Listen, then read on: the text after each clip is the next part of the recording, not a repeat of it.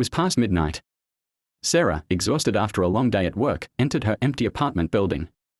The old, creaky elevator doors slid open and she hesitated before stepping in. With a sigh, she pressed the button for the 13th floor. The elevator groaned as it started moving. As it climbed, a faint shudder ran through the cabin, but Sarah brushed it off. When the display showed the 6th floor, the elevator abruptly stopped. The lights flickered and went out, plunging her into complete darkness. Her breath quickened and she frantically pressed buttons. After a few seconds, the lights came back on.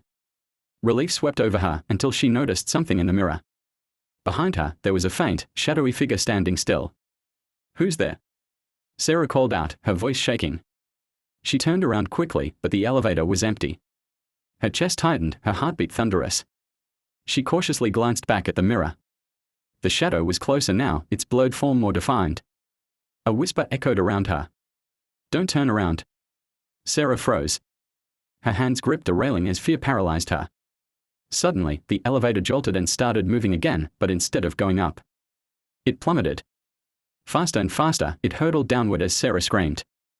The shadow in the mirror solidified, revealing a figure with pitch-black eyes and a twisted, menacing grin. The elevator came to a violent stop. The doors creaked open.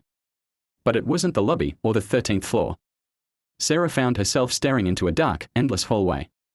Slow, deliberate footsteps echoed from within the shadows. The figure in the mirror now stood at the doorway. It leaned forward and whispered in a chilling voice. "You found us. Now it's your turn." Sarah was never seen again. But those who ride that elevator late at night swear they can still hear faint screams and see a shadow watching them from the mirror.